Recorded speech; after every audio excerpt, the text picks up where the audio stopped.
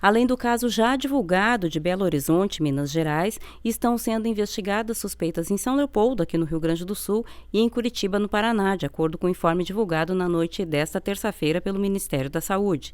A suspeita do caso de coronavírus no Rio Grande do Sul está localizada na região metropolitana de Porto Alegre. O paciente vive na cidade de Kunming, a mais de 1.500 quilômetros de Wuhan, cidade onde surgiram os primeiros casos do vírus na China. Ele está há cerca de 4 dias no Brasil visitando familiares. Apresentou quadro febril na noite de segunda e ficou internado em observação na unidade de pronto atendimento. Não apresentou evolução no quadro compatível com o coronavírus.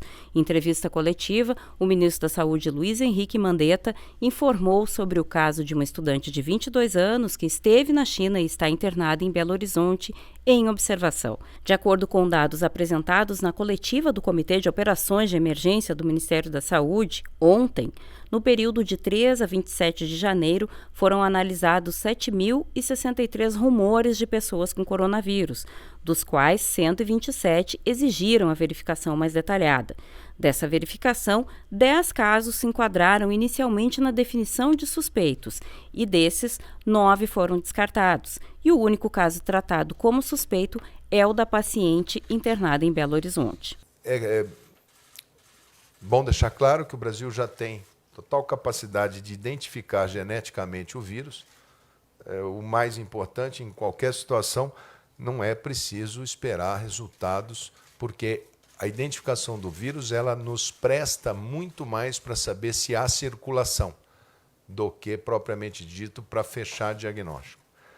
Nesta fase agora, a gente faz dos casos suspeitos muito mais pensando se o vírus tem circulação e se tem circulação, se eventualmente essa circulação é sustentada. O tratamento ele segue o protocolo para síndrome aguda respiratória. O nosso sistema de saúde já lidou com a SARS, já lidou com H1N1, já lidamos com outra em 2014. Não é um sistema que está sendo preparado agora. Nós temos os planos de contingência. O que nós vamos fazer é atualizar, colocar eles todos nos seus devidos patamares, já que todo o protocolo já é definido e já é de conhecimento de todas as equipes dos estados e municípios. Mas nós vamos chamar na próxima semana a reunião com os secretários estaduais, os secretários de capitais, para que cada um tire suas dúvidas. Nós vamos fazer como se fosse uma tripartite que a gente faz todos os meses. Nós vamos fazer uma tripartite praticamente com uma pauta voltada para que cada estado reafirme, refaça, veja os seus planos todos de protocolo, como que nós vamos fazer as coletas, para qual laboratório vai, qual o plano de tratamento e quais seriam as eventuais necessidades dos estados e municípios para fazerem um enfrentamento nos cenários que nós temos. De acordo com a pasta, os pacientes se enquadram na classificação por apresentarem sintomas como febre, tosse e dificuldade de respirar, além de ter histórico de viagem à China nos últimos 14 dias. Os pacientes serão monitorados e ficarão isolados até que os resultados dos exames sejam divulgados, o que deve acontecer até o final dessa semana. O novo coronavírus já infectou mais de 4.500 pessoas, das quais mais de 100 morreram. Além da China, 14 países já confirmaram infecções pela doença. Detalhes sobre a ação do vírus e suas particularidades ainda não são conhecidos.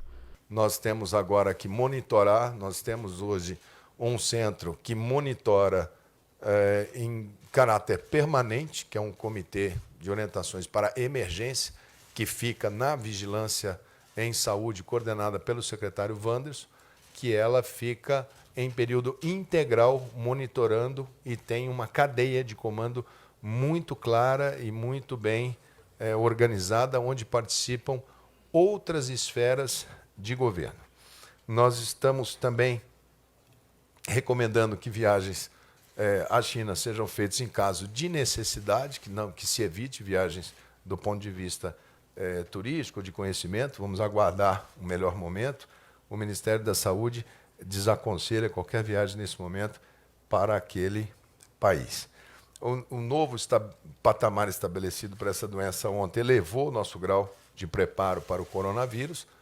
é um quadro que ainda existem muitas perguntas que não têm respostas claras ainda e objetivas, que é o tempo de transmissão, o tempo de incubação parece que já está melhor determinado, a sustentabilidade, o potencial de letalidade, se ele é um vírus mais de trato superior, se ele é de trato inferior respiratório, comportamento dele em determinadas situações, em gestantes, em crianças, em meia-idade, em comorbidades. Sobre as estratégias que o país adotará durante o Carnaval, uma das maiores preocupações da comunidade e época de grande circulação de turistas no Brasil, o ministro destaca que portos e aeroportos estão sendo monitorados. Informações em portos, em aeroportos. Lembrar que o ano passado, por exemplo, nós tivemos vários navios com pessoas com sarampo.